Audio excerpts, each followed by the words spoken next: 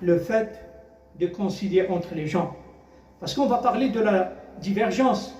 Diverger sur un sujet ou un autre, c'est une chose tout à fait normale.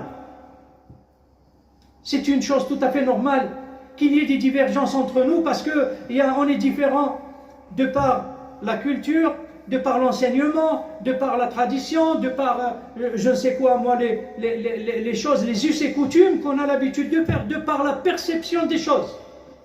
On ne perçoit pas toute la... Il y a la force de perception pour certains, d'autres faiblesses de perception. On ne voit pas les choses de la même manière.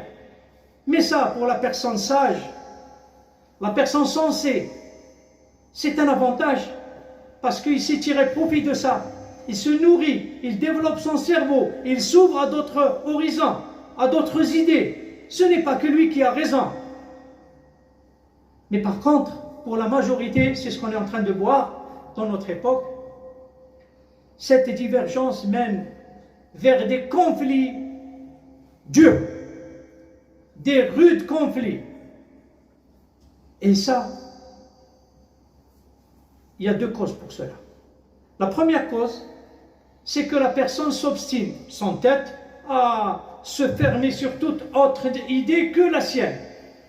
Il n'écoute pas ce qu'on lui dit, c'est que son idée qui est juste et personne ne peut la lui changer dans la tête.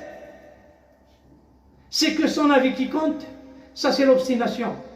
Mais ce qui est encore plus grave, c'est l'apport extérieur de ceux qui marchent avec Namima. Et quand on dit Namima, c'est le fait de colporter les paroles de l'un à l'autre. C'est le fait de colporter les paroles de l'un à l'autre afin de nuire, afin de séparer les gens. Et c'est ce que nous a averti le prophète sallallahu alayhi wa sallam de ce fléau-là. Et il a dit dans le sens du hadith, les pires hommes ou serviteurs d'Allah sont ceux qui marchent avec Namima, sont ceux qui pratiquent Namima. C'est ceux qui colportent les paroles de l'un aux autres afin de nuire. Ce sont ceux qui séparent ceux qui s'aiment. Effectivement. Ils séparent une famille entre frères et sœurs. Ils séparent un homme avec sa femme. Ils séparent les parents avec leurs enfants. Ils séparent deux amis.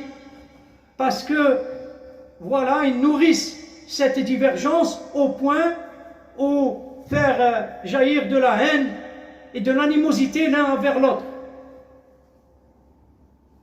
Et ça, c'est une chose que non seulement le